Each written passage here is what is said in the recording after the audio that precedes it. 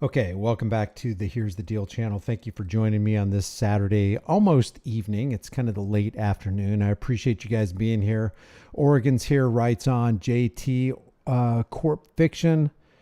Derek is here. William Magnitude Matrix. Give me a 5x5 if you guys can hear me okay, because I want to jump into this. I don't want to waste any of your time. I think this is a very important topic to discuss. Who is the guy on the screen right below me? That's John Felix from the John Felix channel. And John Felix is trouble. But then so are you, and so am I, and so is anybody who has the balls to think critically out loud and challenge this concept called government, this document called the Constitution, these people called the Supreme Court, these political parasites called Congress, which is the opposite of progress, as we know. Ed Rooney, thanks for being here. Pete, and the Fed is here. Oh, and the Fed. Heck yeah. Patriot T. Montana Kid. Liam. So that's why John Felix is trouble. And he causes trouble to people who don't. Joe Cool, what's up, man? Irish is here. Stuart B, John Daniel, Simple Logic, Standing Tall 710. If you stand against superstition, then you stand against government, because government is a superstition, because government literally means that there's a person or group of people who have a higher claim over your life and property than you.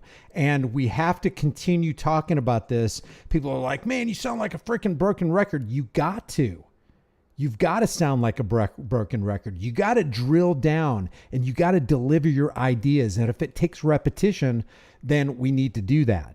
But the other day, John Felix had a conversation with somebody who's nameless. Well, I don't think he's nameless. I'm going to call him Bob.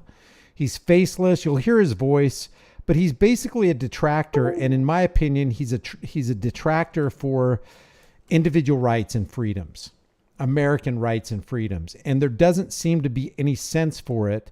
We're going to talk about some of the things that they talked about. It really got under my skin as I was watching this, because it almost seems like he's just a provocateur. He admits that he is an entertainer. Actually, let me give you this right here. Dan Harmon just dropped 5 Here's the Deal memberships. Listen to what this guy says about himself. Listen to this. It's great you have 100 million views. Like I have across my channels maybe 60, and I started 2 years ago. He likes to toot his horn about how many views he has.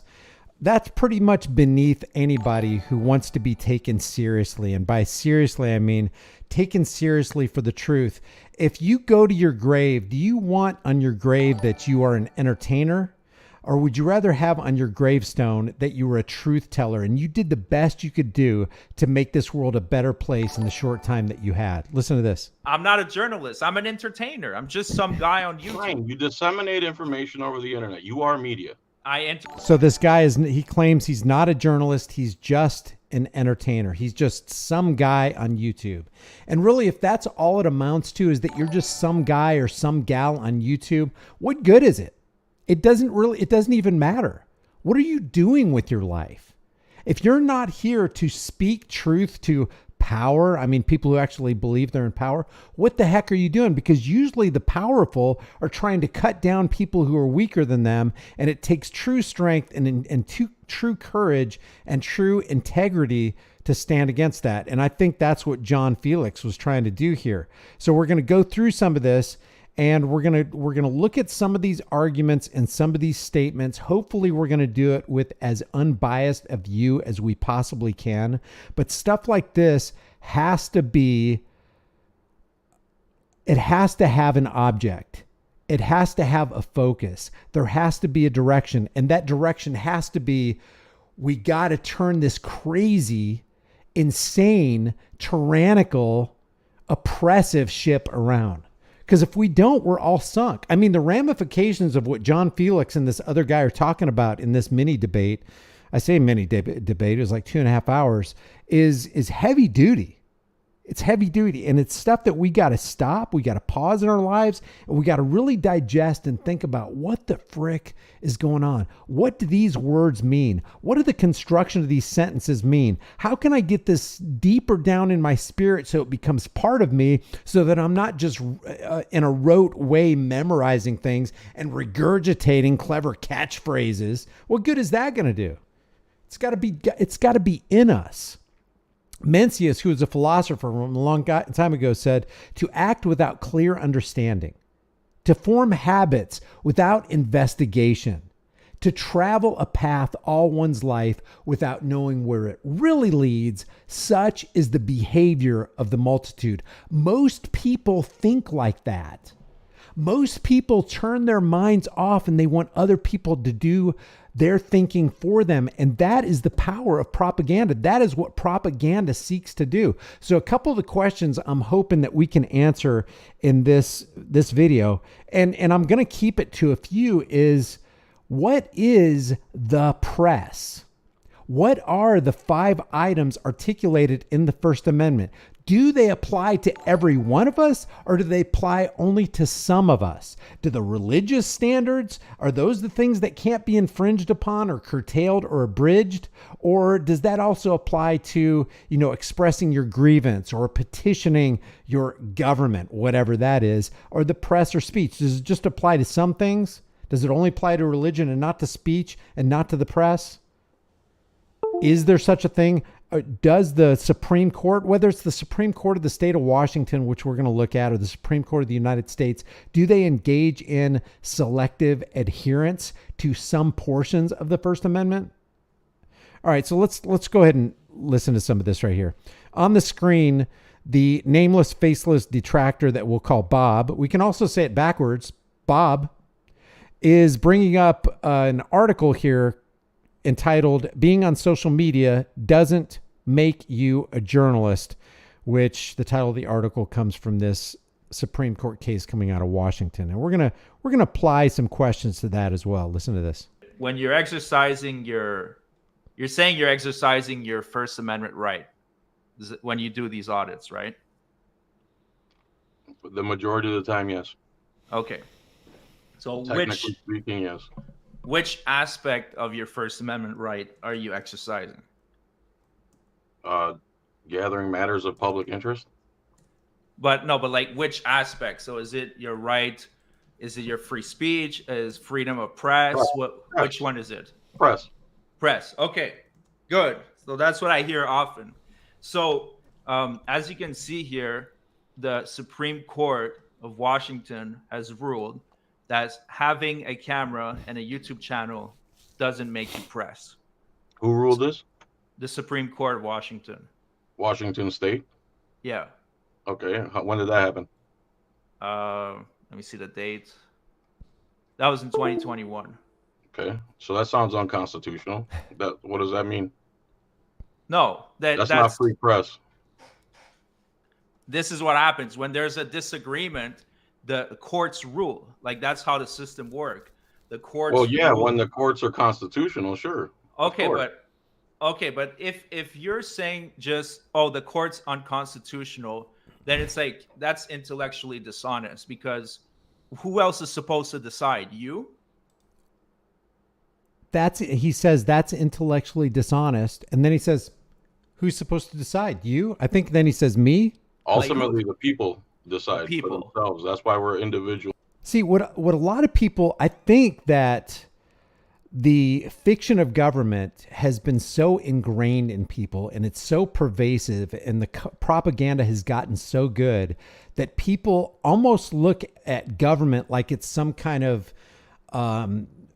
misshapen enigma. Like it's not a group of actual human beings, like it's interdimensional type of beings. The Supreme Court, I don't care if it's the Washington State Supreme Court or the Supreme Court of the United States on the federal level, or congressmen or senators or presidents or governors, they're all flesh and blood human beings that don't have a higher claim over your life and property than you. They're on the same plane as us. They're not above us. They're not below us. We're not above them. We're not below them. They are just flesh and blood human beings. So I get the impression during this debate that this faceless caller, Bob, he takes a lot of comfort in standing behind the federal Supreme Court cases that align with his bias, it appears. Even though the courts have shown themselves oftentimes to have a strong bias against constitutional freedoms, which John Felix is pointing out here. It's almost as if, the Washington State Supreme Court said it. It's law. It's like written in stone. It's like Moses came down from on high with the tablets written by the finger of God. Don't you understand? You're just a lowly human peon. You can't exercise an opinion. You know, back in 1920, let's say 1919, because I don't remember the exact date that prohibition went into effect. It was something like April 1920 or something like that. But prior to, let's say a month before the month that prohibition went into effect, people are saying, no, that's unconstitutional. It's unconstitutional. You cannot prohibit the transportation, possession, and sales of alcohol, because what you're doing when you're banning alcohol is you're criminalizing people who possess alcohol when they're actually not criminals. And if you said that in, let's say, March of 1920, you would have been right. And guess what? It was going to take years and years till 1933 for the Supreme Court to come back and go, yeah, you know what? We probably shouldn't have crafted the 18th Amendment. Let's go ahead and repeal that with the 21st Amendment. But if it was this nameless, faceless detractor, Bob, he would have told John Felix back in March of 1920, who are you? Who are you to question the Supreme Court who said that buying, selling, and transporting alcohol is now prohibited and illegal, and if you engage in it, you're a criminal? Who are you? Well, guess what? He's a guy with an opinion who, if it ran afoul of the 18th Amendment, would happen to have been right. And then that was testified years later, over a decade later, by the 21st Amendment when they repealed it and said, well, we probably shouldn't have done that because we increased criminal activity and a whole lot of people died. So there's this idea that these black-robed tyrants are somehow supernatural human beings that live on Mount Olympus or something.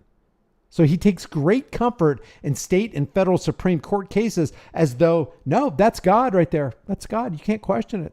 It's infallible. It's theonoustos. It's God-breathed. It's unbelievable. It's an unbelievable childlike expression to a reality that's completely fictitious, in my opinion. And what John Felix said, well, it sounds unconstitutional to me. You know why it sounds unconstitutional to John Felix? Because it's unconstitutional. It's a violation of the Bill of Rights. Period. I don't care. If certain people on this planet have the freedom of the press, and we're going to get into this deeper, stay tuned because it gets good. If only certain people have freedom of the press, why did they get freedom of the press and all these other people don't get freedom of the press? What differentiates this group of human beings with this group of human beings? Who has bestowed upon them the God class? It's truly infuriating. So if I have a furrowed brow, please excuse me. What's going on here? What's going on in the chat here? What's all this noise? What do we got going on here? William Babbitt just gifted 5 Here's the Deal memberships. Thank you very much, William, for that. And John Harmon also gifted 5 Here's the Deal memberships. Thank you for that. Okay, so we're going to get back into this. If there are super chats, I will read them at the end. I just don't want to break stride. Thank you for the 200 likes. If you like this video, leave, comment in the comment section. Let's get an engagement going. This video is brought to you by protecting and serving the you-know-what out of you. It's also brought to you by, where's that other one? Oh, there it is. If a law is unjust, a man is not only right to disobey, he is obligated to do so. Why? Because that man is doing what is right. If somebody crafts something called a law, which is the opinions of politicians backed by the threat of unrighteous force, and you stand against that, you're doing that which is right. Isn't it more important to do that which is right than to do that which is in accordance with the Washington State Supreme Court or the Supreme Court? Yes, it is. Yes, it is. Well, that's why we the people. Okay, but it doesn't work like that. When all else fails, I'm sorry.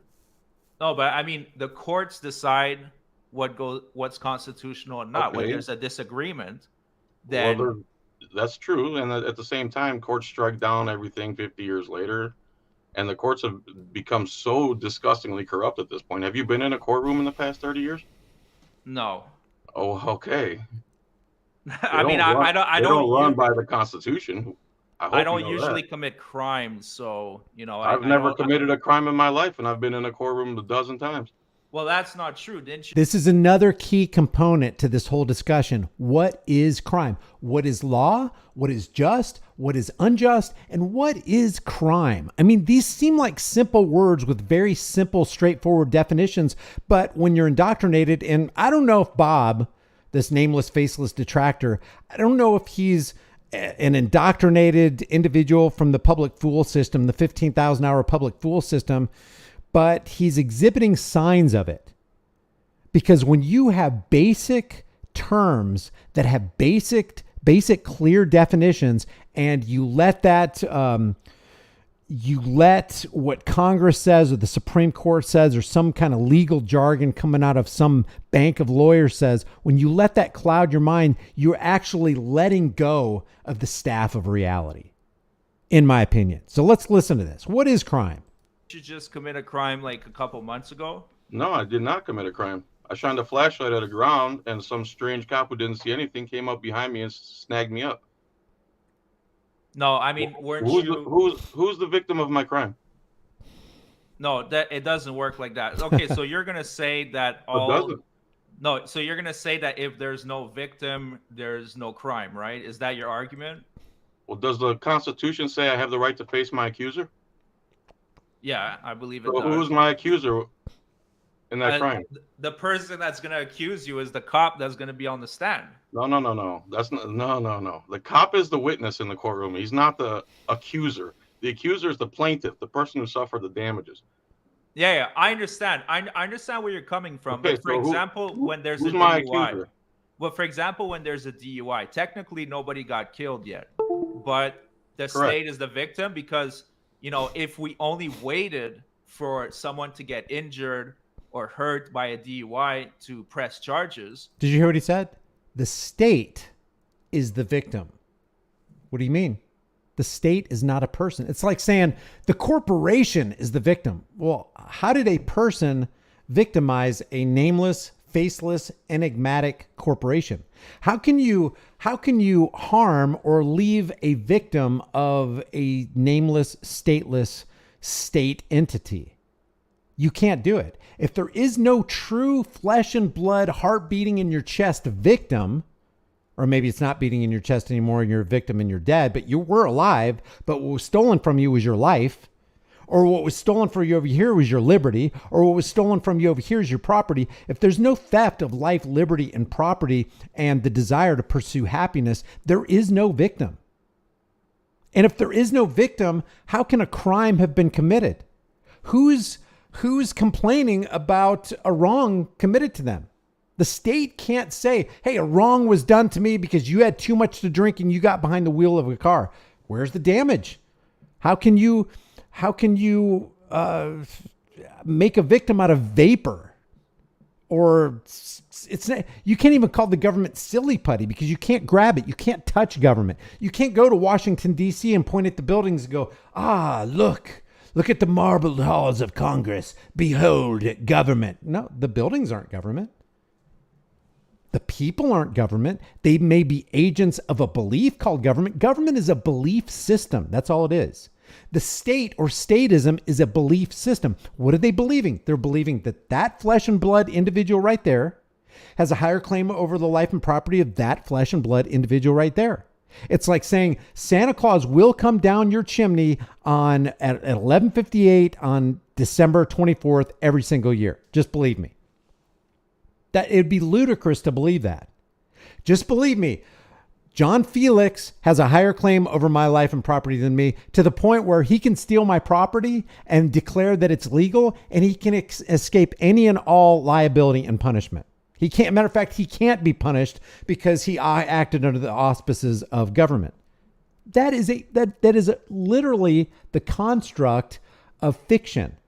And the state will always be that great fiction by which everyone seeks to live at the expense of everyone else, which is inherently immoral. If you try to live off of the hard work and laboring energies of your neighbor in an unwelcome fashion, they don't want you to do it, but you're forcing yourself in your neighbor's life, and you start stealing their stuff so that you can get by, so that your kids can eat, so that your lights can be turned on and you can have fresh running water out of your spigots, then you're doing that which is immoral. How do we know? Because we need some religious book, or we need some codified fancy word writing on parchment called the Constitution? No, we know it because all we have to do is ask ourselves a question.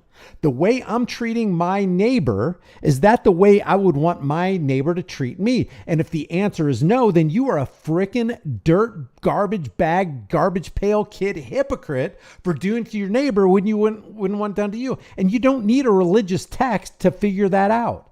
All you have to do is be honest with your own heart. So if you propose and you purport and you propagandize this idea of government, and you clearly have nothing to back yourself up because government doesn't exist, because government is this belief system. It's like saying the spaghetti monster in the sky does exist. And look, we have 3.7 million followers for the spaghetti. I don't care if you have 37.5 million. I don't care if you have 370 million proponents and subscribers to the great spaghetti monster. You can add as many people on your side of the scale as you want to. It doesn't make it true. It doesn't make it real. And if you think the spaghetti monster told you to steal money from your neighbor so that you can get by, which is what the state does, it's that great fiction by which everyone seeks to live at the expense of everyone else. And the spaghetti monster tells you, hey, live at the expense of that person over there and that person right there. And I think we'll take some wealth from that and we'll give it to the Ukrainians. And I think we'll take some wealth right there. And those people coming over the border wall, we'll just give them free phones. That is inherently immoral, but it's all predicated on the belief that other people have the right to rule and control you and rob you. And it's all legal. So the state is literally a legalized construct and a legal fiction. So that certain people within the realm of government acting as government agents can do things that if you did the same thing, you would be arrested. You would have the torture cuffs slapped on you. You would be thrown into a cage, and society would deem it morally based. People would say, hey, yeah, Brian deserves to go to jail because he dragged that guy out of the car against his will, because he ran his dog around that guy's car right there and had his dog scratch it up looking for, I smell marijuana. Yeah, if I did to you what the cops do to you, you would have me committed to the insane asylum. So this construct, the burden of proof is on anybody who believes in the construct of government and the legitimacy of a constitution. The burden of proof is on them. It's just like the guy who continues to tell his kid, hey, Santa Claus is real. And if your kid comes to you and says, hey, prove to me Santa Claus is real. Don't worry, son. I'll prove it to you tomorrow morning when you come down the steps and we look under the tree. And he comes down the steps the next morning. See, son, there is a Santa Claus because we have the Lincoln Memorial and we have the Jefferson Memorial and we have Congress. We have the U.S. State House over there. See, government exists. See, Santa Claus exists. The existence of buildings does not equal the existence of government. Presence under the tree does not equal there's a Santa Claus that put him under there. You who believe in government have to prove that it exists because it's the belief that some other man is better than you. And they got the right to do things where if you did the same thing, boy, you are in deep doo-doo. So that's what I would want to talk to this guy about, although I have no desire to talk to Bob. No desire at all. All right, so let's listen to some more of this stuff. If what I'm saying is resonating with you, and and you're paying attention to what's being said, just put a 1 in the room. We're gonna continue with this. We got some more ground to cover here. Then it would be chaos, right? You understand that? Like, no, it wouldn't be chaos because DUI laws didn't come around till the 80s, and it's not the whole Mothers Against Drunk Driving started and didn't help anything. It's just another radical group. What helps is education. What helps is teaching and learning. No, but drunks will not get educated. Drunks don't care because they're drunks. I mean, the inventor of the breathalyzer was so tired of drunks getting away with it that he invented the breathalyzer. Because here's what I'll say about DUI. If a guy's swerving all over the road, stop him. If he's drunk, I don't say ruin his life and cost him 10 grand. I say give him a ride home. You catch him again, lock his ass up fucking for 10 years. I'm not. Have you ever done that? Have you ever been behind somebody that's swerving and you kind of follow him and you're trying to, kind of stay away from him because it looks like he's going to, sideswipe you?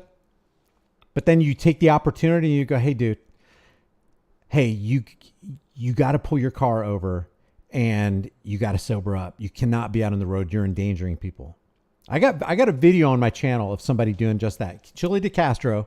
And I'm not saying the guy sitting in the Wendy's parking lot or In-N-Out parking lot or whatever, but Chili DeCastro walked up to a guy who fell asleep. Maybe he had a long shift. Maybe he was on drugs. Maybe he was drunk. I don't know. But Chili DeCastro walked up to him, opened his car door on camera and said, dude, you got to get out of here. You're a black man in this neighborhood and it doesn't go well with black men. That security guard over there just called the cops on you. You got to get out of here. If you're drunk, pull your car over, sober up, and then go. That's a free market has better solutions, has lasting solutions, has sustainable solutions, has efficient solutions over and above what any government functionary could ever offer you. When the government gets involved, have you noticed what happens? Things get more expensive. The quality goes down. Bridges start deteriorating. People are like, what if we didn't have government? How could we have roads, schools, bridges, clean running water? Man, people would have cholera just drinking the water. They'd get cryptosporidium and giardia, and people would be dying if we didn't have an evil band of marauders with firearms threatening and punishing the rest of us. Society would erode. It would decay. There'd be chaos, blood in the streets, Molotov cocktails being flung, cars flipped, tires burning. It'd be horrible if we didn't have people who thought they had a higher claim over your life and property than you. Would it really? Would it really? How do you know without government if we'd ever need it? We'd even need it. We'd probably have hovercrafts now if it weren't for the government. Just a real quick example, and I think I've said this a couple times on my channel during the live stream, but just to give you an example of how the government will take the reins of progress and just pull them back till those horses come to a grinding halt is the EV1. GM made a car called the EV1 with an hour charge, got 280 to 300 miles on that thing. They never sold one of these cars. They always leased them.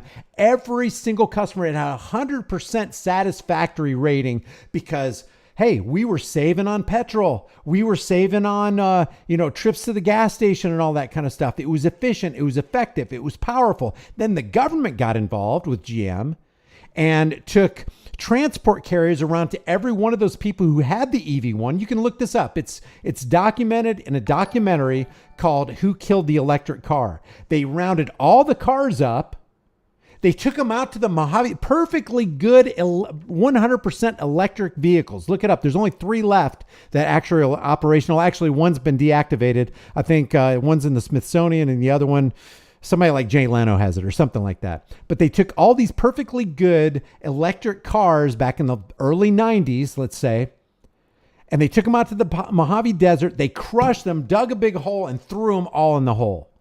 That's government for you. So don't give me this, without government, we couldn't have roads. Without government, we probably wouldn't need roads because you could hover over whatever terrain.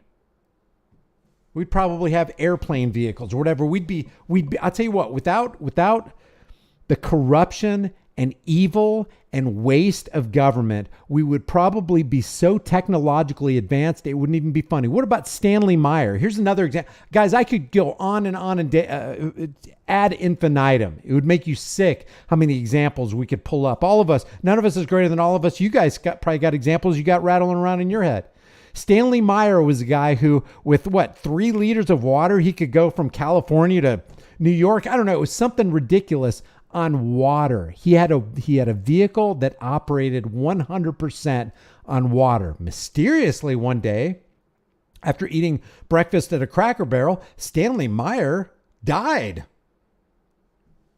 Wonder why that is. After meeting with some spooks, some CIA spooks or Fed spooks, FBI, I don't know, and wanting the patent for his engine. We might not even need bridges. Can you imagine how much money you could save on the construction of a bridge and the construction of the interstate system? When was the last time you went for like 100 miles on the freeway and thought, man, this is a lot of work. This is a lot of expense. This is a lot of energy. This is a lot of planning. I wonder how much more cheaply it could have been done if the government wasn't involved. All right, so we're going to go on here. So this idea that the government makes things better and the world would descend into chaos if we didn't have this idea that other people can rule over us without any kind of punishment is just insane to me. I'm not saying people should just be able to drive around drunk, because part of my philosophy is endangerment. So you're not going to get an argument there, because they are endangering the public. But if someone has some drinks and they're able to stay between the mayo and the mustard and they're able to get home, no, they shouldn't be bothered. Well, Because I mean, you're leaving too much leeway for the cop. You're leaving too much leeway for the government, the guy with the gun, to come and interfere with your. Holy cow. Hold the phone, man. What the heck is going on? James Ostrander gifted 50 frickin' Here's the Deal memberships, and you guys are snatching them up right now because of James' sacrifice. James. Holy cow. James became a member and then gifted memberships to everybody in the 50 people in the chat. That's crazy. And that's what you're hearing. You're hearing the people snatching up those giftings, those gifts. Hey, I appreciate it, man. That's crazy. All right, here we go. Freedom. Yeah, but I mean, who's to judge if he's able to drive at this point and then, 20 minutes later falls asleep or something like that? Like, possibly you're not going to see in the driving, but when they do get pulled over, you can see with the FSTs, with the eye test, the balance test. FST, field sobriety test. Even cops will admit to you and lawyers will tell you, do not take a field sobriety test. It will set you up to fail. Do not do it. Cops will tell you, yeah, it's designed for people to fail. And don't give me this breathalyzer test. Remember, we've done a couple videos on this channel. One of the guys was Elias Harris, somewhere near Loveland, Colorado, Fort Collins, somewhere about, around that area. They gave him a breathalyzer test twice, gave him a blood draw. He came up, no drugs, no alcohol, and they still threw that guy into a cage. Same with that young kid who was a football player. He breathed triple zeros twice. There's one guy just in the last month or two who blew, 8 times? Triple zeros, eight times, and the cops still took him in. We don't have a justice system. We have an injustice system. It is geared against you and for the state. And there's always a transfer of the balance of power. There's a transfer of power from you to the state. There's a transfer of wealth from you to the state. So it's a wealth. This idea that laws protect us is ridiculous. If laws protected us, if gun laws, for example, protected us, Chicago would be one of the safest places in the nation, and it's one of the most dangerous. Buffalo, St. Louis, places in Oregon, places in Washington, Seattle, Los Angeles. Oh, somehow, where there's massive gun restrictions, criminals continue to get guns. How did that happen? And why is it that upwards of 90% of the time, even more, these incidents, these mass shooter incidents take place in gun-free zones? How can that possibly be? They're taking place in gun-free zones. Isn't that gun-free? How can guns be in there? It's because criminals don't give a damn about politicians' laws. It's like, hey, we got a piece of paper called the Constitution. Look, there's the Constitution. This Constitution is going to protect me. Oh, is it really? Yeah, I got the Second Amendment. I got the right to keep and bear arms, and that right shall not be infringed. Yeah, shall not be infringed. I don't know, Mike. I like take the guns first, due process second. And then he, from 1600 Pennsylvania Avenue, that's the guy with the funny hairdo and the orange skin, says, I like take the guns first, due process second. Let's initiate red flag laws, extreme risk protection orders that not only violate your rights, they treat you as a criminal before a crime is even seen. Don't even have to be charged with one. They could just knock on your door at 5:10 in the morning, like that first one that happened in Maryland that ended with that vet's death because he was protecting his home at 5:10 in the morning because he got, a police knock raid. ended up in somebody's with somebody's death. So laws serve two purposes. Number one, they transfer wealth because they're a money-making scheme, I'm telling you, and they transfer power because it takes away your rights, and because you don't have rights now, that increases the power of the government functionary. It's just, I know I keep interrupting, but man, what's up, Angry Vet? The Angry Vet has a channel called The Angry Vet because this is freaking angry. This is outrageous. This is infuriating. Oh, you fear merchant. I'm not saying that you should fear. Don't live in fear. But man, if you've got a pulse and you have any idea of what justice and injustice is, and you know what tyranny is, and you know what freedom is, and you see what keeps happening to us every single day, you would be pissed off. Your blood would boil. Your blood pressure would rise because you're a human being. All right. They can't stop them until they do something anyway. I mean, we pretty much agree on that. If someone's swerving and they're going on, that's fine. Impede their freedom, make sure they're not drunk. That's fine with me. But I don't think their life should be ruined. That's for sure. Well, especially on a first offense. No, Second time, okay, throw them in jail for a year. I'm fine with that. I mean, John, you might not know this, but on my other channel, I cover so many DUIs. Like that's basically my entire channel. Okay. And the lives, you're saying lives getting ruined. I mean, most of the time these cases are thrown out. I get the results of, oh yeah, not all the time.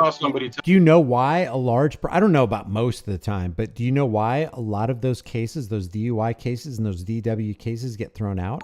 Because the cop realizes that he just made crap up. Like Frank Sloop from the Law and Crime Network or whatever, Fridays with Frank. They just make stuff up, and come to find out Frank Sloop is on the Brady list, which means what? He in his own department has no credibility.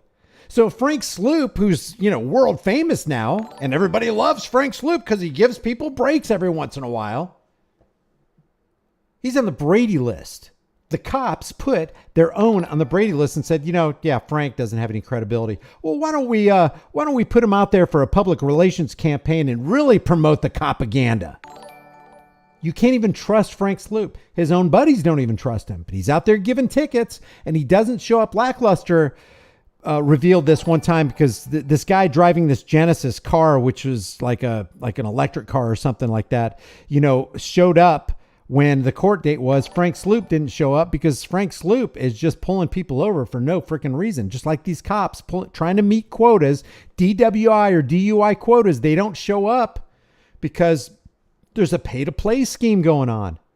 Like Loveland, Colorado, they had a competition to see which cop could issue the most DUIs, and they were just doing it so they could win. Plaque on the wall, attaboy. Yeah, go thin blue line. Who gives a damn about them? Wouldn't want that done to my mother, but I don't mind doing it to other people's mother. You mother. 10 grand. It usually costs around 10 grand. No, there's going to be it depends where. Like, for example, in New Jersey, DUI is not even a crime. It's a traffic infraction. Okay. So they don't take it seriously enough. Trust me, in my opinion, they don't. Even people that cause crash. But we're not so far apart in terms of opinions when it comes to that. They should be taken off the road. They should be arrested. You think they should get a slap on the wrist, but they're not going to understand the message. If they get a slap on. Let's debate something we disagree on, because you're not going to get too much argument about that from me. I don't want to tell people out there. Fair enough. I don't even drink, so. Okay, so they're going to, before they move into this, let me just be real clear. I have no sympathy for somebody who's soused and gets behind a wheel. I'm not talking about people who have one or two beers and they're fine.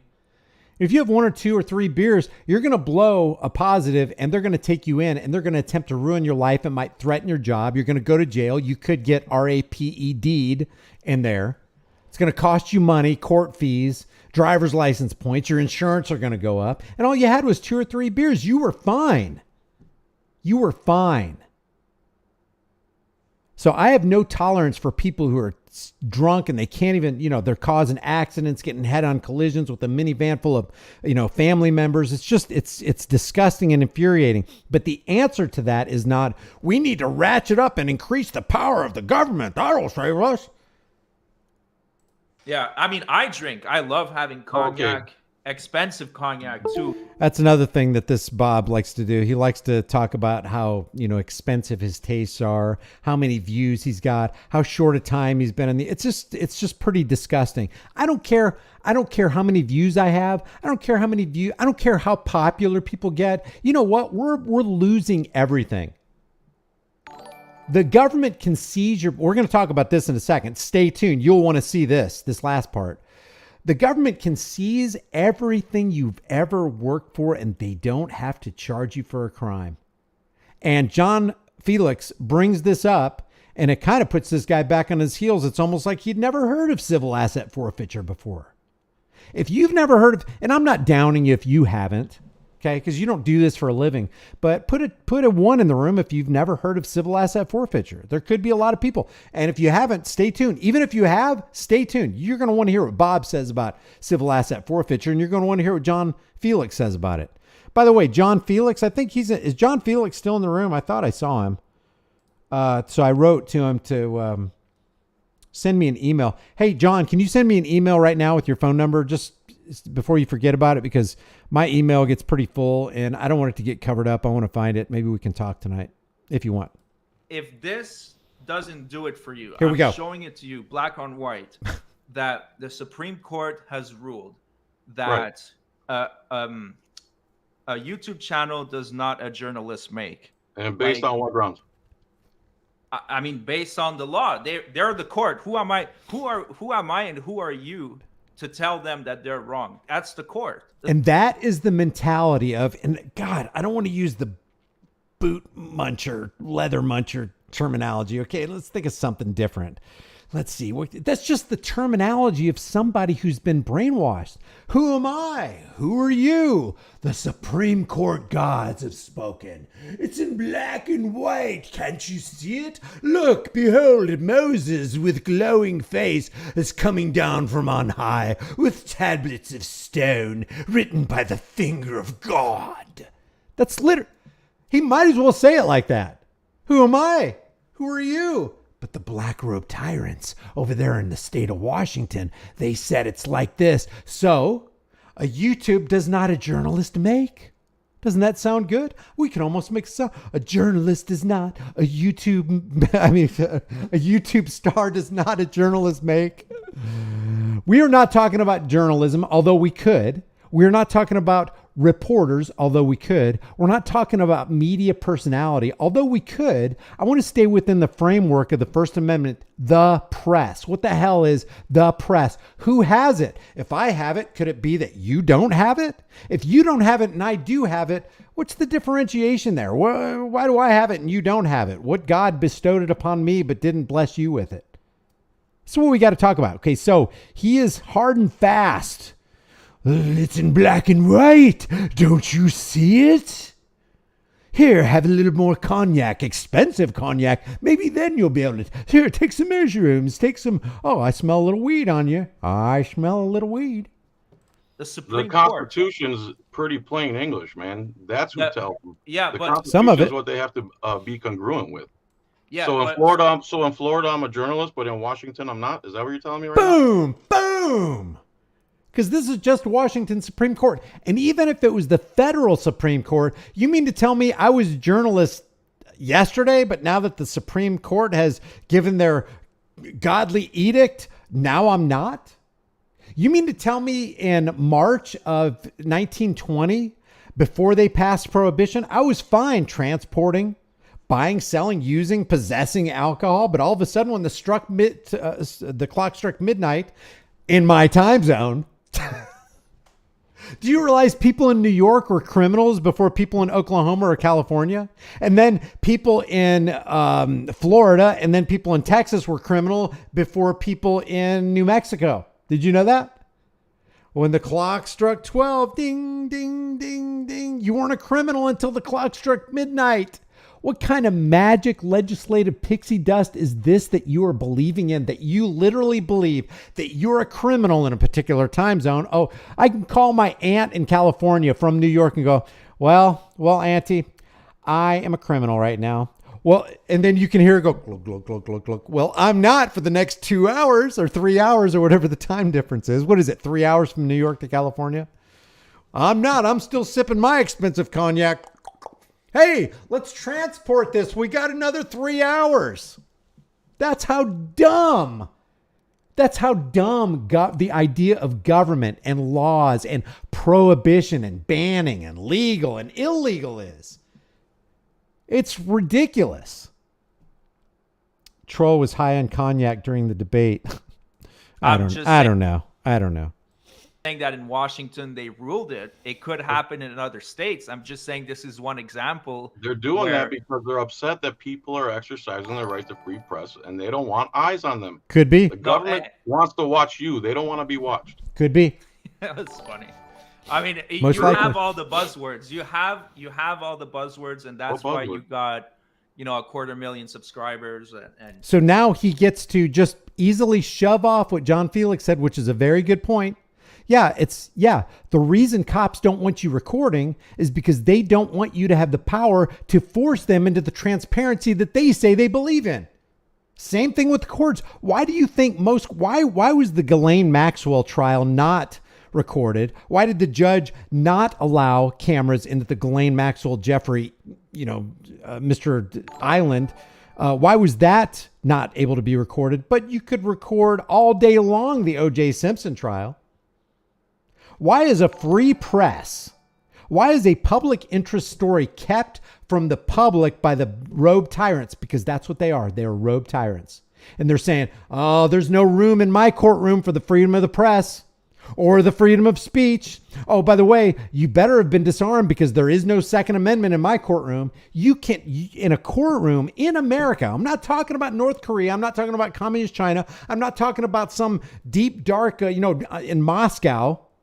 On Red Square, I'm talking about in America, in federal and state courts, you cannot exercise your right to keep and bear arms because it's going to be infringed at the front door. Even in a constitutional carry state like Missouri or Oklahoma, you cannot carry a firearm into a state courtroom. Why? Because they don't respect the Second Amendment, period. They don't respect your right to keep and bear arms. And they are sitting there saying, no, I can infringe because I am the judicial God. That's the America we live in. And that's why so many people have their channels, because we object. These laws, which are unjust, guess what? It's my obligation to stand up against them and say something about it and do something about it. All of us. So this thing that he has on the screen right here comes from this court case right here called Brian Green versus Pierce County. And I want to read some of this to you, and stay with me, guys. This is very interesting. Let me get myself out of the way. And let's expand this a little bit so that we can take a look at this. Matter of fact, let me just get me out of the way. Here we go. Check this out. And I'll come back to this in a second. We are going to get back to more of John Felix here. He's doing a great job, I think. Wait a second. What just happened here? James just gifted 50 more memberships to people in the chat room right now. Holy, I'm speechless. I'm speechless. Let's get into this. Watch this.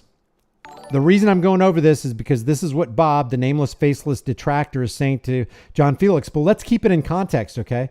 This is a Supreme Court of Washington state case.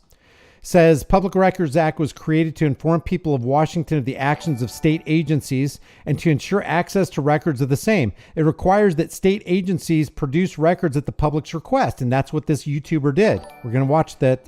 Some of it was denied. Certain records related to public employee, including photographs and months and years or births of people who work in the state criminal justice system agencies, are exempt from public request. However, members of the news media, and that's what's being called into question here, and I would not use that terminology. I would stay strictly with the First Amendment freedom of the press, are entitled to, and when you do that, you stay out of trouble. Because when you, let me just, let's see here. Where is this? Where is that? Just look in the eyes. when you start venturing off into terms that have been given definitions by judicial proceedings and judges and tyrants, you're getting off into the weeds of something that they will absolutely hammer you over the head with. And it ain't going to go well for you. So let's stay with the press. Let's stay with don't abridge the freedom of the press. Let's stay with don't infringe freedom of the press. That's why I like the simplicity or the partial simplicity of the 27 words of the Second Amendment. All you need is 4 words. 4 words. Shall not be infringed. Shall not be hindered. You can put whatever synonym that goes with infringed in that. You can't do it. It's prohibited. And you, congressman, senator, president, governor, judge, judicial officer, a police officer, you swore you wouldn't infringe on it. See, what I like about the Second Amendment is actually bears before everybody, for all to see the true character of the individual who's actually doing the very thing that he said he wouldn't do. And when you start doing that, you can't trust the guy or woman.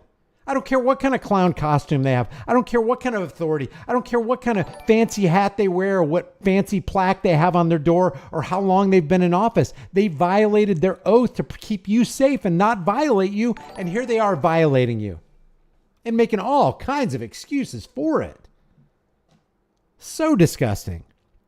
So it says, so I stay away from the news media and I just stay with the press. That's easy. The press. Who, according to the First Amendment, is the press? Oh, it's the people. Which people? The people of America. Some of the people? No, all the people in America. You don't have to call it media, although it's called social media. You don't have to call it reporter. You don't have to call it a journalist, although they are journaling, although they are reporting. Just stay with press, the press. Keep it simple. I like KISS, K-I-S-S. Keep it simple, stupid. In this case, this court must determine whether an individual or his YouTube channel qualifies. Oh, it's up to us to determine what qualifies as news media. We conclude that the statutory definition, oh, I love that, of the news media requires an entity with a legal identity. You know what that means? You cannot have the press. You cannot consider yourself the press or news media or a reporter or a journalist if you are not considered by us as a legal entity. And how do you become a legal entity? Oh, that's right. You get permission from the government. So unless you get permission from the government and you follow our rules and ordinances and statutes and fit with our definition, see, we're controlling both sides of the board here. You can't be considered the media, and therefore you can't have access to certain records because we say you can't. Rules for thee and not for me. Separate from the individual. Here, Brian Green has not proved that he or the Liberty Champion YouTube channel meets the statutory definition of news media, and thus he is not entitled to the exempt records. Now, they didn't not give him the records, which is something that Bob, the nameless, faceless detractor, forgot to mention when he pulled up that article. Context is important, Bob. It really is. See, because I'm starting to think that he deliberately left out these facts, because Brian Green actually did get the public request, the public records request that he asked for, minus like home address, birth date, date of hire, which he should have gotten some of that stuff.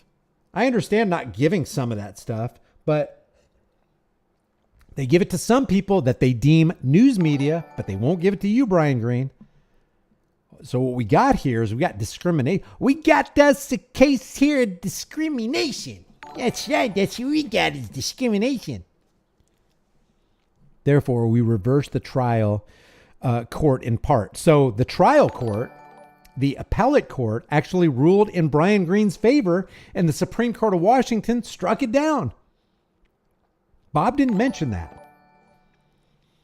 We affirm the trial court's denial of Pierce County motions to compel discovery. Okay, so here's the situation. Here is the situation. Let me get rid of me again. On November 26, 2014, Green and Peter Oval went to the county city building in Tacoma to file a complaint and pay a parking ticket. As they went through security, the guard asked to search Alvil's bag. Alvil refused. The Pierce County deputy sheriff came to assist, and Alvil began to record a video of the interaction on his phone. The deputy told Green and Alvil that if they refused to allow the security guard to search the bag, they could either enter the building without the bag or just leave with the bag. Green and Alvil refused to leave, pointing out that the building is a public space and that a lot of people go, no, that's a public limited forum. And because it's a public limited forum, you have to give up your unalienable rights. I disagree strongly. And so do the founding fathers too, by the way. And I'm not saying that because I think the founding fathers are God or they're infallible or they're ex cathedra speaking from the chair or whatever. But I am saying that, I just disagree. I disagree with the assessment that it's a public, this public forum. It's a limited public forum. That they had legitimate reason to be there. Alvil continued to refuse to allow the security guard to search the bag, arguing that the security checkpoint was a violation of his privacy rights. Amen. It's a clear violation of the Fourth Amendment. No matter how you slice it. The conversation escalated and the deputy asked the men to leave. When Green stood too close to him, the deputy laid hands on Green, shoved him, and caused him to fall backward onto the floor. The deputy arrested Green for criminal obstruction and took him to jail. Isn't that funny? You can get victimized by a state functionary, but you're the one that goes to jail. He was released approximately 24 hours later. The prosecuting attorney's office dismissed the charge. On December 14th, 2017, Green emailed a PRA, that's a public records request, to the Pierce County Sheriff Public Records Office. He requested any and all records of office official photos, birth date, rank, position, badge number, and or hire date or ID badge for all detention center or jail personnel or deputies on duty on November 26th and 27th, 2014. This is, by the way, this is 2017. This is like 4 years later. 3 years later. Clerk's papers at 15. He requested the office, quote, construe the request in the broadest possible terms under the Public Records Act. His email also stated that none of the following requests for documents will be used for commercial purposes. He sent the email using email address for his musical band. This Susan Stewart took issue with the fact that he sent the email request using his musical band's email address. She's an office assistant and in the public disclosure unit for the Pierce County Sheriff's Department. She responded timely to Green's PRA request. She provided him with 11 pages of records, but she did not include photographs or dates of births he requested. In her email response, she explained that his information was exempt. This information was exempt pursuant to the RCW. They exchanged a series of emails in which Green asked Stewart to release the photographs and date of birth because he believed that he was entitled to those records. Green said that he was working on a story concerning the Pierce County Jail and again signed his email with the title Investigative Journalist. I would have just signed it The Press. You escape all kinds of liability and you have as your shield what's usually considered the supreme law of the land. Stewart cited the statutory definition of news media under the RCW and asked Green to provide further information about who he was working for. Green explained that he met the definition of news media because he was a journalist that primarily covers local court cases on my YouTube channel. My channel is called Liberty's Companion. If you want to check it out, I'll leave the link in the description for you. I appear in many of the videos giving commentary on events. My channel is nearly 6,000 subscribers. I think it has like 40 or 50 now. My YouTube channel meets the definition of the RCW because it's a news agency that is in the regular business of gathering and disseminating news. Well, she disagreed and refused to give him the stuff, and then it went to court. So Pierce County responded stating that its decision to withhold records was proper under the PRA. It alleged that Green and the Liberty's Champion YouTube channel were not news media because the statutory definition requires Liberty's Champion to be a legal entity separate from Green. So let me understand this. If Green got some kind of corporate blessing from the government, he could then get every bit of the PRA that he requested. But because he's not a corporate entity, but rather a living, breathing human being, he can't have it, even though he falls under the press in the First Amendment, a right bestowed, or not really bestowed, a right that is unalienable, that resides inside of every single American, really every single person on planet Earth. And then it says, otherwise it cautioned every person with a social media account would be considered news media. Let's put it, every person with a heartbeat in his chest would be considered the press. Yes, Susan.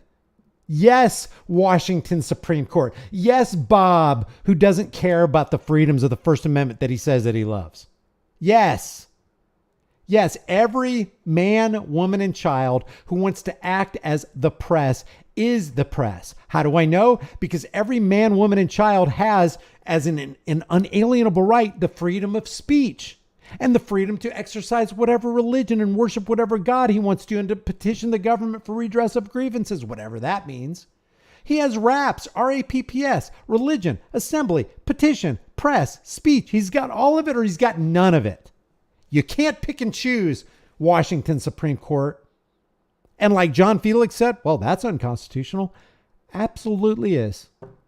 John Felix, you frickin' troublemaker. You're absolutely right. Bob, what do you have to say? You're trying to depend on this article. You're trying to depend on this court case. Well, then if you want to depend on that court case, then you have to say we don't have a supreme law of the land. You have to say at least the Washington state judgment here is the supreme law of the land regarding who is and who is not the press. And I'm using that interchangeably with the media because that's what they mean. This is so freaking infuriating.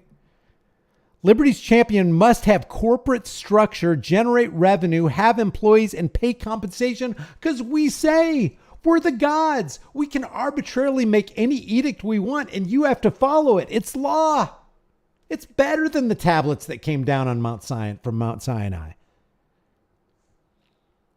To that end, Pierce County served Green with interrogatories and requests for production seeking information about Liberty Champion's organizational structure, which of course he couldn't provide to their liking because they're making this stuff up on the fly. Oh, we got lawyers on it, man. We got a bunch of liars. Bunch of liars are working on it, making these documents with these 25-cent college words that nobody understands and you need an interpreter for it. You know what the problem with the Supreme Court is? Not only state and local courts, state Supreme Court and the federal Supreme Court is Marbury versus Madison, 1803. That's where the 1803 Supreme Court tyrants granted themselves the right, the God-given right of judicial review. And I know, people like to take that sentence out. Any law that runs afoul of the Constitution is null and void. I know. Any law that's contrary to the Constitution, any law that goes against the Bill of Rights is null and void. I know they like to take that out, but embedded with that, the Supreme Court gave themselves the power to determine what the Constitution says and what it means and how the terms are defined, and you can't say anything about it. That puts the ball completely in their court. They got all the power. If you can do that, you've got all the power.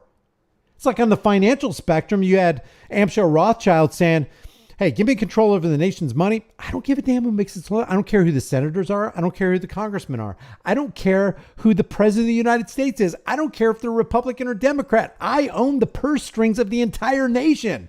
What do I care? Same with the Supreme Court. Hey, I can determine what the Constitution means, how it's applied, and what those terms, how we're going to define those terms. And you can't say anything about it. If that ain't corruption, I don't know what is. If that's not the epitome of the injustice system, then there is no such thing as that. I think this is pretty much it. Let's see. Oh yeah, here's the conclusion. Just to wrap this up and put a nice little disgusting blue line bow on it. We conclude Green and Liberty's Champion YouTube channel do not meet the statutory definitions of news media, and we reverse the trial court in part. We affirm the trial court's denial of Pierce County's motion to compel discovery. So there you go. So here you have Bob trying to tell John Felix how it goes down and what the real supreme law of the land is and how we need to go ahead and just believe what the Washington Supreme Court says. And here's John coming back with, well, I live in Florida, then that doesn't apply to me. It's just a bunch of bogus nonsense. So let's get back to this. We got just a little bit more. How much more do we have? Yeah, let's get back into this. Everybody with me? Everybody okay? I'll look at the chat while we're listening to this. You have the proper buzzwords. I gotta say that. What buzzwords did I use? No. I mean, you're just trying to. I mean, this is the way I see it, and I feel like you confuse people. So you have people that possibly have been wronged by. They feel that they've been wronged by the government because they were committing crimes and they got busted, and then they hear you with, oh, let's rally against the government. This was not right, and that's how you confuse them in joining your cause. But it's not legally right. You're not. It's what you're doing and what you're saying is not based on any facts. What am I doing that's not based on facts? Be specific. No. That's not true. My favorite Chevy says you're missing the point of the case. The case is only about information which is not normally public. Date of birth specifically. In a majority of states, no one can get that information. No. That's not what the Washington court said. The Washington court said that Liberty Champion and Brian Greene can't have it, but other people who have credentials and are part of a corporate media outfit or organization can have it. So they did make a distinction. So I understand that there's some information that generally isn't released to the public or even released to media, but in this Washington state, they're saying they're making a difference. They're distinguishing between Brian Greene and his YouTube channel not being a news media outlet or investigative journalism with people who they deem to be a corporate entity who are journalists, who are news media. So that's what we're talking about here. It does matter. It matters a lot because they're basically discriminating. And really what we're really talking about is we're talking about the press. We're not talking about journalists, although we could. We're not talking about reporters, although we could. We're not talking about social media, although we could. And those are all synonymous with what is considered as press. But they just don't care about the First Amendment. That's the bottom line. You just said you're a journalist. Yeah. I just proved you're not. No, you didn't. I live in Florida, so that's he really believes that. This Bob guy, he really is under the delusion that the Washington Supreme Court is God from on high. And you better believe him because that's how it is. That's just the facts. Start there. Secondly, it's like a first grader going, no, Santa Claus does exist. Just take my word for it. I'm saying Santa Claus exists, and I don't care what you say, Santa Claus does exist. That's what Bob's saying. I have over 100 million views, which is more than hundreds of legitimate media has. So how can you say I'm not media? You wouldn't even know about me if I wasn't media. I love John Felix, but this is not a good argument because it's irrelevant. I don't care if you have 10 people or 1 million people watching your stuff. I don't care if you have 100 million likes and retweets or views or a billion. It doesn't matter. Press is press, whether one person hears you or 1 million people hear you or nobody hears you.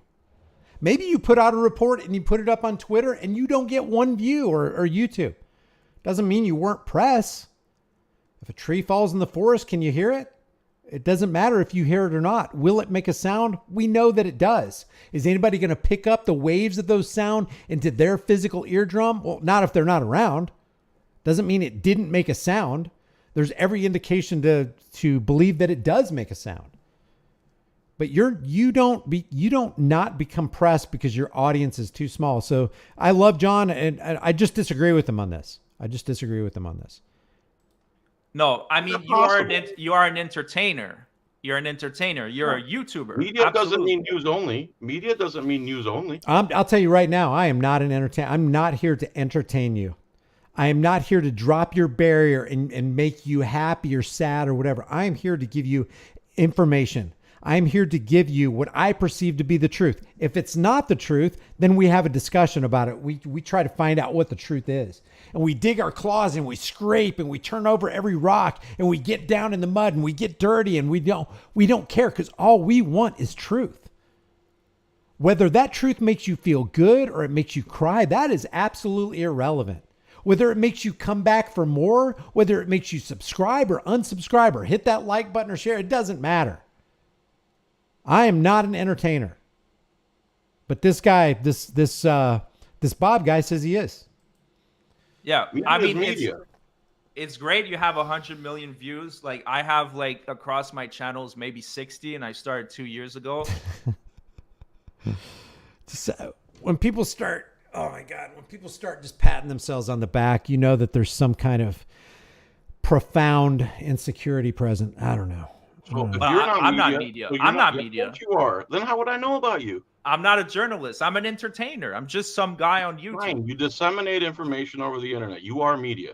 I entertain people. He said, I'm not media. He says, I'm an entertainer. And I believe him. He is just an entertainer. That's all he's there for. And he's revealed himself to be a bad faith individual. But for him to say he's not media is also disingenuous, because what is he on? What platforms is he on? He's on social media platforms. What is media? It's just disseminated information electronically, written, verbal. Smoke screens can be media. Oh, look at that. Oh, Tonto's in trouble. We better go save him. Media. I was just exposed to media. A message was conveyed to me by the smoke signals. That's media. So for him to say I'm an entertainer, I'm not media, that's not even true. He can't even be honest with his own heart about reality that we all see as objective truth. He has a media presence, therefore he is media. Some media could be entertainment. Some media could be just factual, documentary. There's a lot of different kinds of media, art, sports media. That's right. So if you went and recorded it yourself in public and put on your channel, you're just as much media as if you do it the way you're doing it now. There's no difference. Mm-hmm. No, that's just not true. I mean, look, we can argue back and forth, but the courts have ruled it. I have other arguments that proves that. The court in Washington passed an unconstitutional law, and you're going to use that as a blanket for the whole United States? I mean, but who decides that it's unconstitutional? The people. The people. Correct.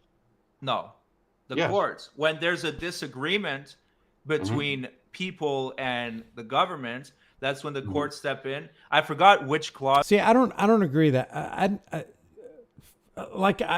don't know. I think John Felix, upon reflection, I think he would agree with this statement. But we got to stay away from these collectivist arguments. Who decides that? We, the people. Well, what if your next door neighbor absolutely disagrees with you on something? What if he absolutely believes that the state has the right to create a law that takes away your right to keep and bear arms? Well, we, the people, has just fallen apart at that point. Hey, we the people got together and we decided that all AR-15s and AK-47s must be confiscated by December 31st, 2025. And if you have one, you're considered a criminal. And if we find that you have it, then, you know, you're getting thrown into a cage and we're going to throw away the key. We, the people, have decided. Wait, what's this we that do you have a rat in your pocket? That's not me. Don't speak for me. That's what I can't stand the preamble to the Constitution. We, the people of the United States, in order to form a more perfect union. Well, what if somebody's idea of a more perfect union is Cabbage Patch Joe is ruling us from 1600 Pennsylvania Avenue? That's not me. That's not me, the people. That may be you, the people, but it's not we, the people. It's like this concept of the consent of the governed. Well, what is government? What does it mean to be governed? Look at that. I don't know if you guys can see this, but I just so happen to be wearing this shirt right here. So let me just show you what is government. I love the etymology of things. And it's very easy to look. What does government mean? To govern means just to control. And ment is the mind or the state of things. To control the mind or to control, you can, a lot of people are like, no, mente doesn't mean mind, but it is the state of things. So government is the control of the state of things. And the state of things includes people. So government is control. It's all about control. It fleshes itself out as control. It's me saying, I'm going to use force, whether it's unjust or not, I don't care, to bend you to my will. That's what government is. And that's what government does. And that's how it works itself out. And it is inherently, grossly immoral. And all righteous men and women everywhere resist it. They resist that immorality. Why? Because it's the right thing to do. I don't care if it's the popular thing to do or the unpopular thing to do, or if it's going to make you money or lead you into bankruptcy. It's the right thing to do. You speak what is right, even if your voice shakes. Why? Because it's right. Maybe you don't have the courage to, but you got enough courage to go, no, that's wrong. You got courage to stand toe to toe with that thin blue line member and go, dude, I am on a public sidewalk and I am recording, not just for myself and my posterity, I'm doing it for you. And you stand before me as a blue line tyrant trying to take my rights away when you don't even realize in taking my rights away, you're damaging your own rights and the rights of your children. And you have become the conduit for tyranny in our land that your children are going to suffer for and my children are going to suffer for. No, I'm standing against it. Why? Because some scripture told me to do it, some holy book, some guru told me to do it, some constitution. By the way, the Socialist Republic of China had a constitution. The Nazi Party had a constitution. And some of those, the Nazi constitution said you could keep and bear arms and those arms shall not be infringed. But then they trashed them because guess what? Constitutions don't keep you safe. Whether the Constitution be one thing or another, this much is certain. It's either authorized such a tyrannical government as we've had, or it's been powerless to stop it. In either case, it doesn't matter if we have a Second Amendment. It doesn't matter if we have a First Amendment. It doesn't matter if we have a Fourth Amendment. Do you think the SWAT team that's about to raid your house tonight at 3:32 in the morning and they're going to throw gas canisters in your window, do you think they give a damn about your Fourth Amendment rights?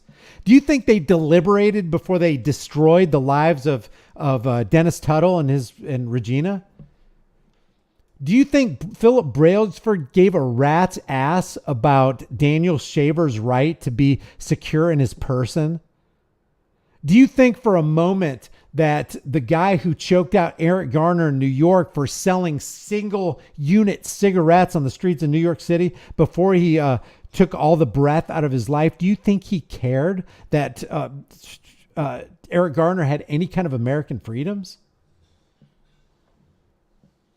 Do you think red flag laws are going to stop you from somebody from freaking out in the grocery store going, Brian's got a gun and I think he's a danger to himself and to others. I'm using the 911 hotline because I'm gravely concerned. You need to go to his house and you need to take all of his guns. Do you think they care that there's a constitution? They obviously don't. They obviously don't. Let's get into one more really, really big topic that it sounds like Bob is extremely ignorant on, that he doesn't take serious at all. Let's listen to this. Once again, I'm not a lawyer, so I don't know all this shit by heart. Me neither. I forgot which clause it is of the First Amendment or whichever amendment, but it says that when there's a disagreement, the courts step in and they decide. They figure out and like constitutional law is extremely complicated. I don't fully understand it. You don't fully understand it. So it's not. Okay. All right. I mean, it's written in plain English. It's only complicated because they want it to be complicated because they want to twist it into something it's not. Yeah. Well, let's talk about, would you consider the Constitution to be absolute? Like it's the absolute law of the land? No. Yes. It has to be congruent. You can't strip away like sections of it. Of course, there's exceptions. Like someone brought up, what if my religion says I can do human sacrifice? Well, you can't do human sacrifice under your freedom of religion because the person you're sacrificing, you're violating their rights. Yeah, so it conflicts with the rights of someone else. That just makes sense. Probably a fifth grader could understand that. So yeah, there's nuances, of course. Okay, that's a more logical answer than I was expecting, because a lot of your colleagues, they're always saying like, oh, the Constitution is absolute. It's absolute. It's absolute. To a degree. I mean, you have to. Well, what does that even mean? I don't even understand that question. The Constitution is absolute. Like it's set in stone and nobody could ever cross the threshold of where the Constitution starts and where it ends. Like, what does he mean? Is it absolute? It is declared by state, federal, and local authorities to be the supreme law of the land. And there are certain parts in the Constitution, namely some parts in the Bill of Rights, that are just in accordance with natural law. And you don't need anybody to tell you that it just lines up with common sense. But there's some stuff in the Constitution, let's just admit it, it's just plain garbage. Give us an example, Brian. How dare you? How dare you launch out against the holy writ of the Constitution made by our infallible forefathers? All right, here's an example. Just one. Congress shall have the power to lay and collect taxes. Let's put it in other words. Congress shall have the right to launch an attack against your personal wealth whenever they feel like it. Yeah, there's other things involved and there's nuances, but the bottom line is no man has the right, if taxation is theft, more specifically, if it's done at the hands of law enforcers in government, it's extortion. They're basically saying Congress shall have the power to extort the people and to deprive them of life, liberty, pursuit of happiness, and property. Do you believe that? Do you believe that? Okay, let's say I'm in Congress, okay? And I write a law that says I give myself permission to send my law enforcement, my enforcement agents into your house and take 25, 30% of your income. I can tax your income. I can tax you till the cows come home. Do you really believe that? Who gave them that? What? It's a fiction. It is literally a fiction. Literally. It's literally a fiction. That's an oxymoron if I've ever heard one. All right. So no, the Constitution is frickin' BS, guys. Am I saying there isn't some good stuff? Yeah, nobody has the right. Everybody's got the right to keep and bear arms. More specifically, nobody's got a right to keep you from keeping and bearing arms. Nobody's got a right to keep you from owning an RPG if they so desired. Nobody. I don't care who it is or how official they look. Oh, now you go. Oh, yeah. You've gone over the bar. Unsubscribed. There's no limitation in the Second Amendment. And I agree with no limitation. To do some things, but overall, it should be maintained the way it is, the way it's written. Almost everything from 248 years ago written on that paper is very logical, written by very smart men who were fighting off an oppressive government. Do you not like the founding fathers or what they've done for this country? No, of course it's great. It's great. I mean, it is great. I like the way America is now.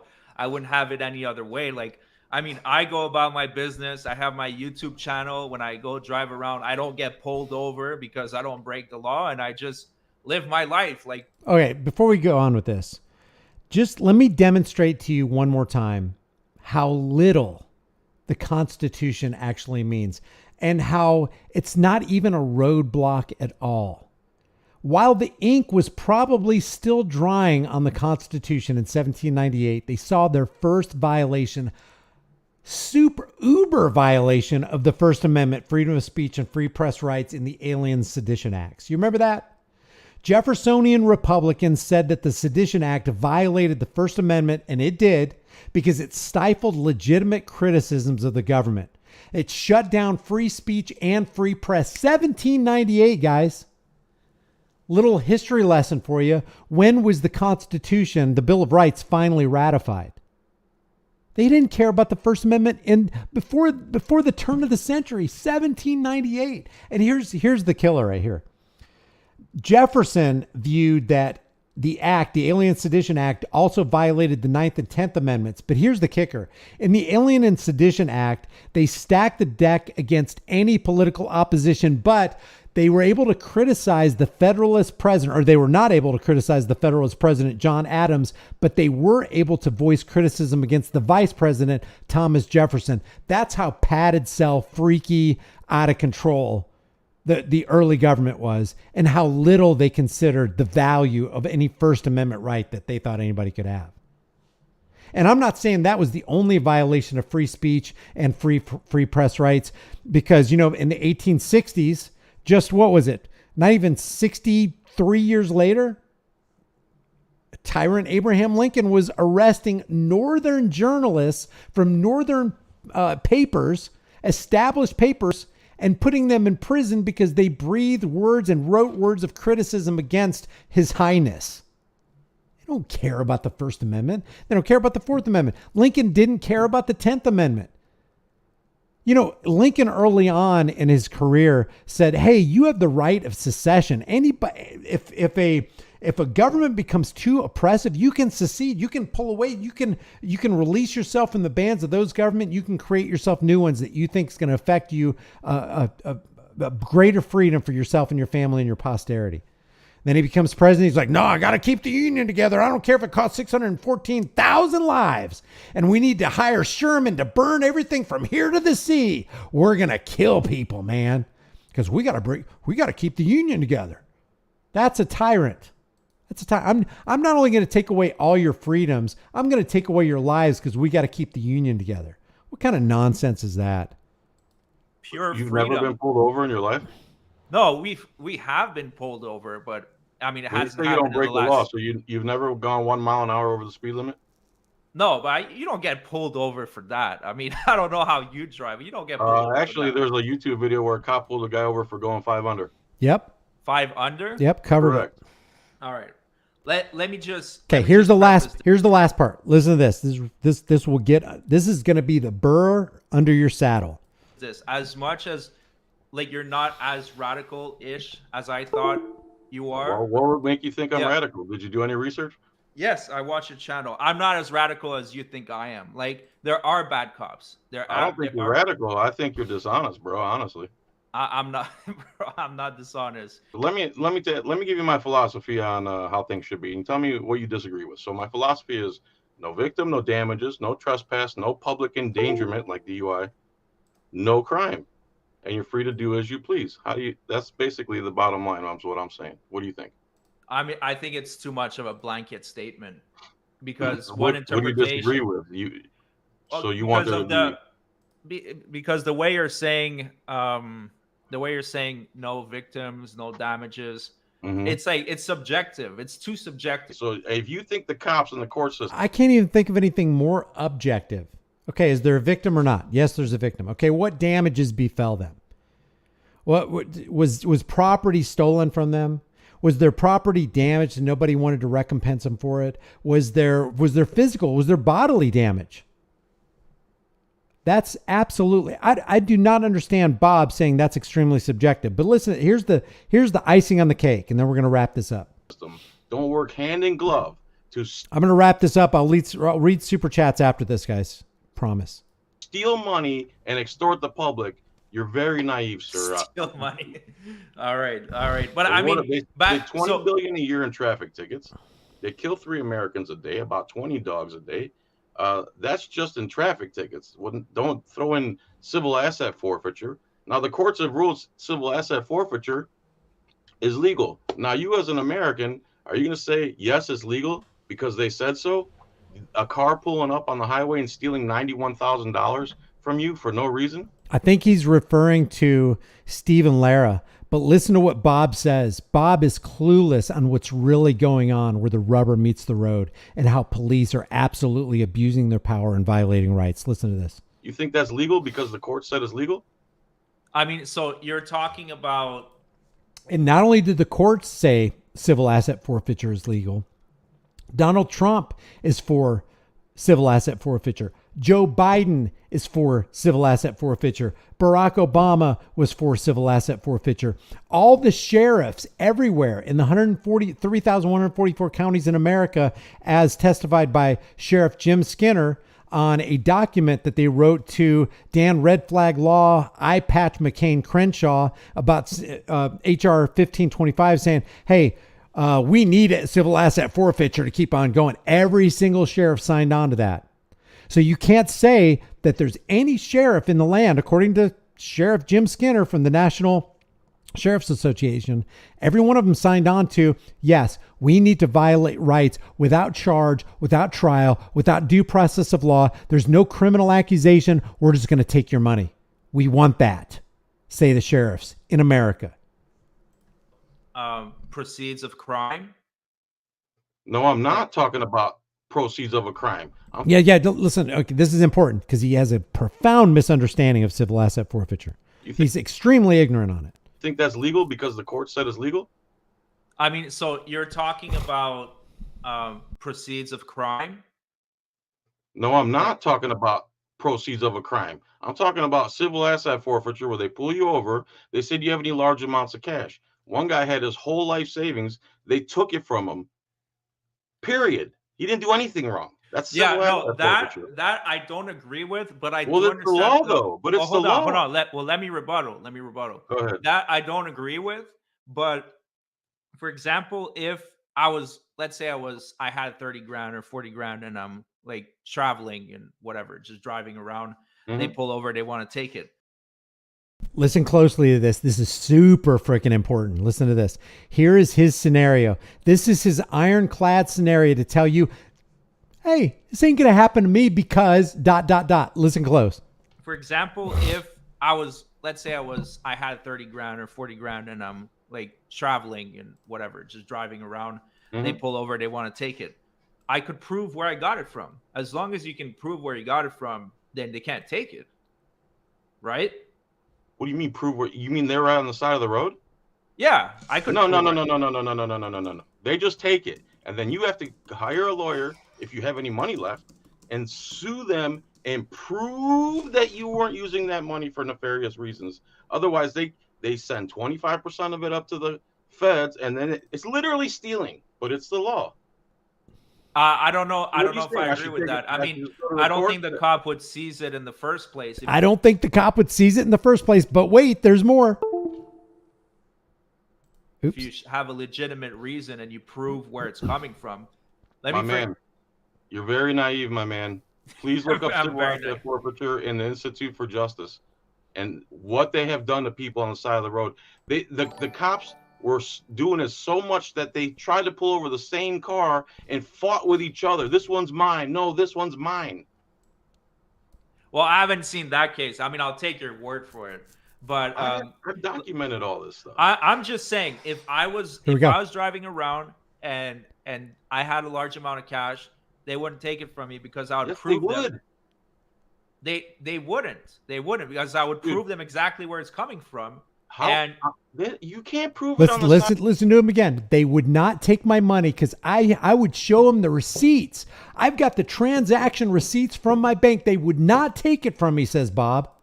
they wouldn't because I would prove them exactly where it's coming from. How? And You can't prove it on the side of the road. of You can't course, I'll whip record on out the my side of the road. phone. I'll whip out my phone. Like it's that What's that simple. going to do for you? Listen, I'll show exactly where it's coming from.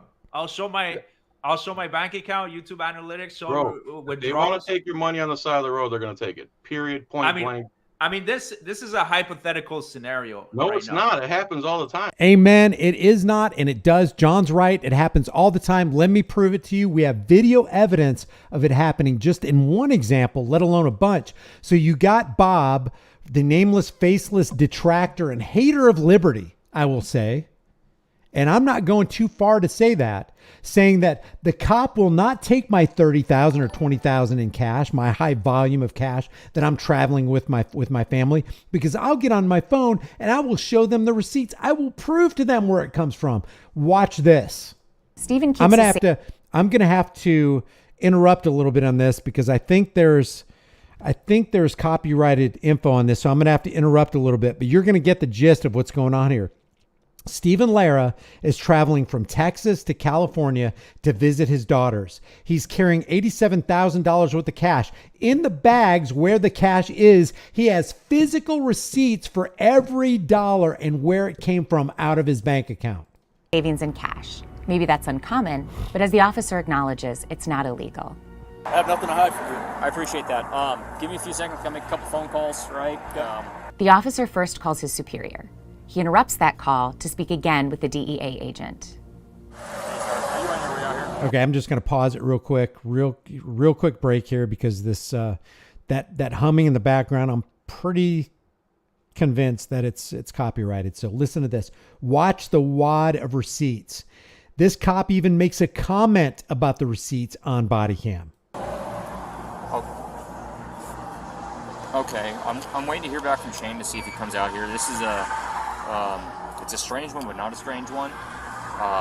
Consented to a search, said there was money up there. We located what he says is $100,000. It's in a Ziploc. See what's below this bag? You don't just have a wad of $100 bills. You have a wad, just a big, thick McDonald's burger size wad of receipts proving this is my money. That's my bank account. Here are my receipts. Sandwich baggie. There's also, I haven't gone into it a bunch. I'm waiting to get back to Shane, but there's a bunch of bank receipts and stuff in there as well. Receipts and stuff in there as well. So you got Bob, the nameless, faceless hater of liberty, hater of all that is right, mere entertainer, saying that, no, if I had the receipts, I'd pull up my phone and I'd bring up my bank account and I would show them the receipts. And they wouldn't do anything to me.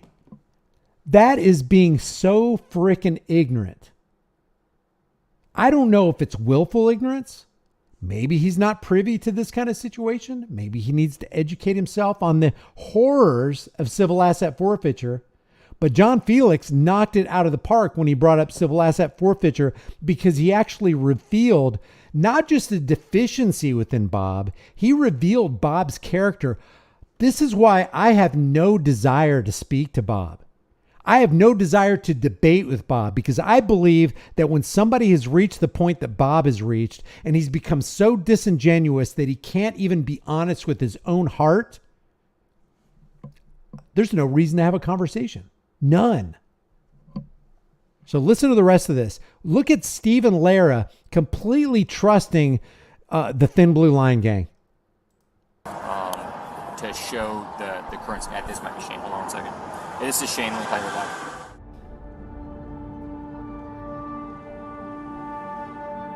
Who apologizes for not being able to. A patrol sergeant is recorded on his body cam chatting with the same DEA agent who apologizes for not being able to make it. No issues. It's too easy to do an adoption. You know, we contacted you, so I think everything's going to be okay.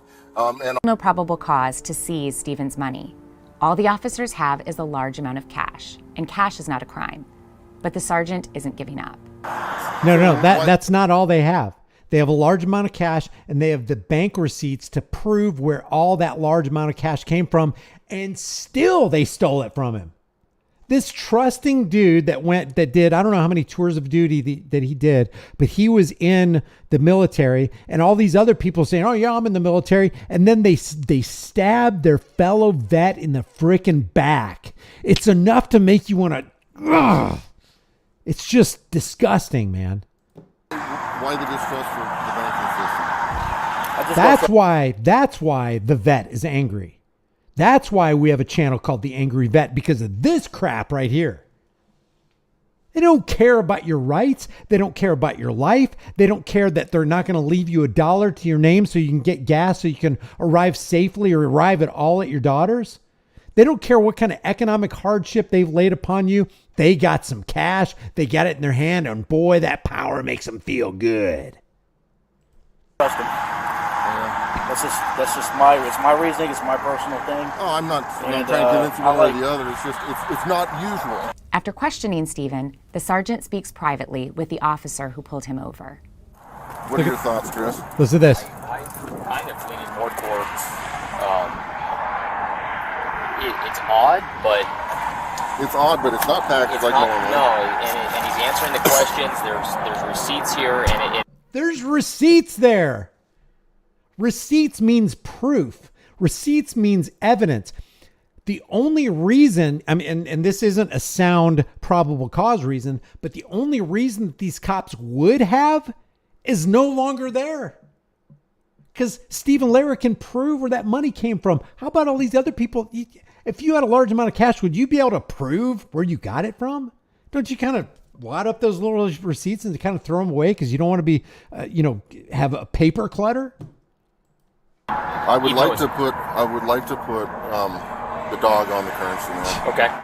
The two And here's the nonsense of that. Harvard or some higher echelon school did a study on American currency and found that 90 to 95 and even 98% of American currency has drug residue on it. So if the dog was trained properly and there was such a thing as a legitimate hit, of course the dog's going to hit on that. And that's going to give them the justification that they need to pacify themselves so they can embed themselves in cognitive dissonance. And that's the only way, a human being can sleep at night, is if he coaxes himself into believing, I did the right thing out there today. I eliminated crime from the public roadways. Officers agree that Stephen has been forthcoming and has years' worth of bank receipts showing that he has withdrawn his savings from his bank accounts. But the sergeant orders the junior officer to put the dog on the currency. They use man's, that's another thing. They use man's best friend to turn them into man's worst enemy. I hate that, man. All right. Okay. So that's the end of this. I think John Felix did a good job. Are there some minor things that I disagree with? Yeah, but I think if we talked, we can reason stuff out. And I'm not even saying I'm right about everything, but I know what I'm damn sure right about is that Bob is acting either in complete ignorance or he's being an absolute disingenuous fool who doesn't actually want to sniff the smelling salts of reality. Let me read. Hey, John, if you're still in the room, John Felix, I got your email, but give me your number, man. I'm going to call you if you I sent you an email back. Just hit me up with your number and I'll call and talk if you want to. Viewer activity. Oh man, why is my viewer activity is blank? What the frick? Oh man, I can't stand that. Viewer activity is blank. How did that happen? I wanted to give a shout out to everybody who contributed to the crud. I had that page open. I guess if you click off of it, it goes away. What's up with that? That'll make you a little upset. All right. Well, thank you to whoever contributed to this stream. 680 likes. If you haven't given a like, let's see if we can get 20 more to take it up to 700. I appreciate you guys.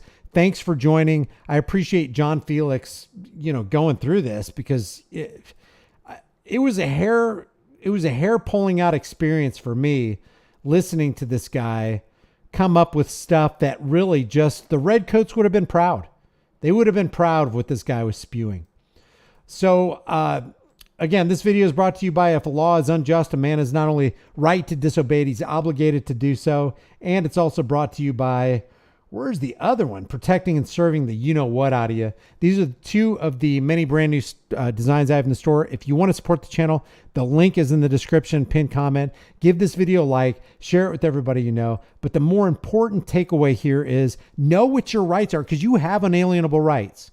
And your neighbor has them. And your sons and daughters have them. And we all have them. And for somebody to think that they're above somebody else to the point where they're actually going to steal their property or jeopardize their lives or take away their rights is criminal, literally criminal. That's true crime when there's a real flesh and blood victim. Freedom is dangerous. The only thing more dangerous is not having it. I'll leave the chat room open for about 5 or 10 minutes. So when this ends, it doesn't really totally end, but once I end this right here, you'll still be able to chat for a couple minutes and I will see you in the chat room.